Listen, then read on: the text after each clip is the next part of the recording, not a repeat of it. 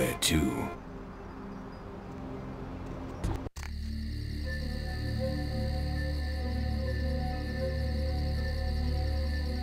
You! What are you doing here? No? You should get out of here. This place is bad news. Pardon me.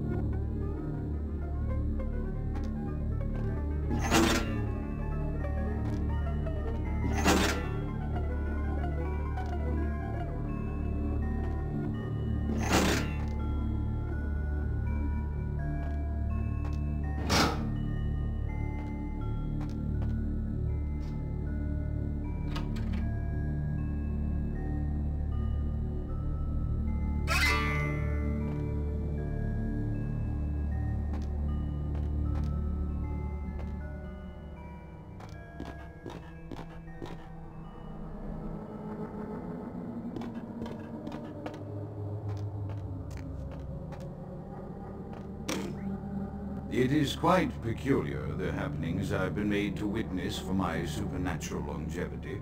I am thinking of one unfortunate phenomenon in particular, of unique interest to my station, both as a professional and as a sufferer of this vampiric condition. It seems the stream of time has begun to erode the moorings of my chosen course of study, for the methodologies that gave birth to psychology are slowly disappearing. I find myself in an era that overlooks the physical component of psychological pathology time and again in favor of the sophistic practices of Freud. Phrenology, dactopintilism, and the rest of the old guard has fallen by the wayside, its champions all silenced and dead, with my unique exception. Would that I could make my voice heard again. Maybe suspicious should I return to popular medical discourse 50 years ago.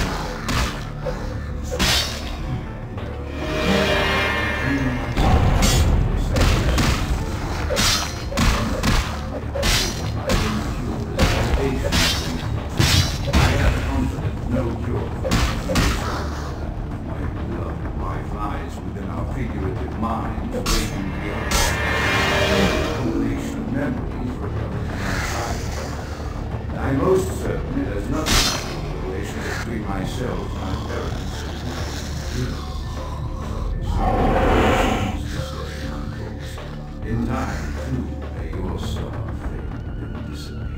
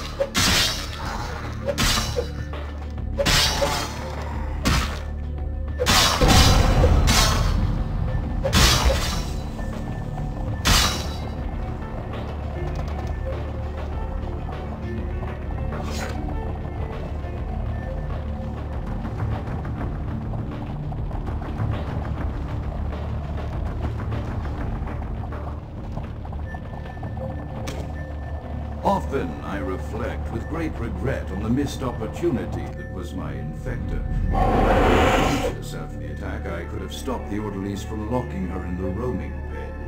What I would give for just one interview, a few simple questions of the plague-ridden woman who met her end that dawn. And of course, there is no guarantee she would have been any more helpful than my current crop of test subjects, mewling wretches. Few could be called enthusiastic. Given the nature of the test, I cannot expect the same fervor from all, but a modicum of cooperation would be appreciated. Animals. The one called John went so far as to gnaw off his arm and escape into the floorboards like some feral rodent.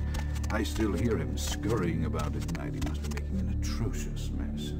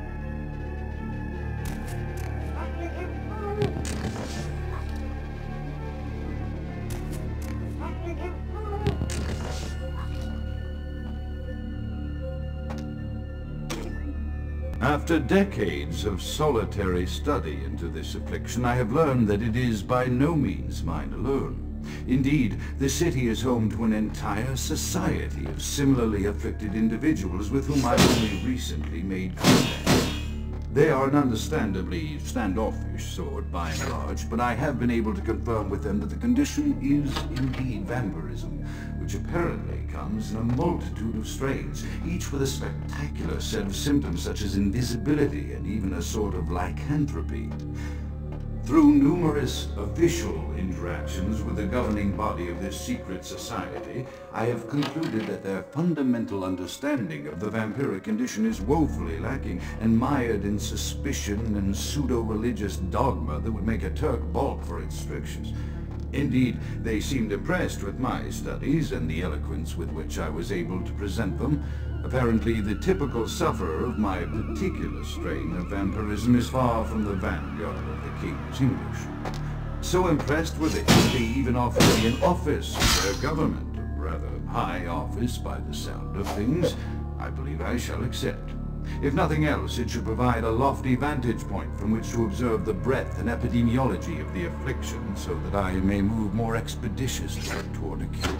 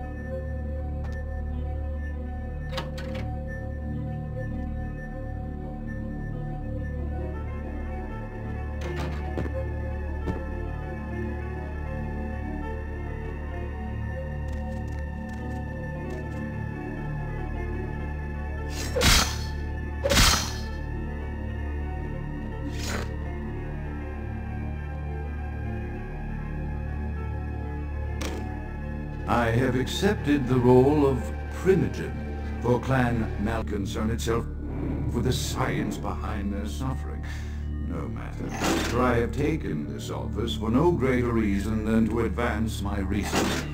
I must make mention, however, that even among my would-be peers in this governing body of vampires, the level of paranoia and superstition is frightening. Their intelligence is not the question, no, indeed. As they courted me for this appointment, I had to suspect that their overtures were hand-tailored to what must be my obvious infatuation with reason, for the devil would do well to have such honey-tongued tempters. Even so, I could not help but notice the dressing of language these vampire leaders chose for their siren song. Whether it is born of habit, from addressing their unwashed, ill-educated subjects, or from their own deep-seated beliefs, their linguistic flourishes belie a faith in superstition over the providence of empirical reason that must be an all-pervasive theme in this society of darkest night. Damn it all, now I'm doing it.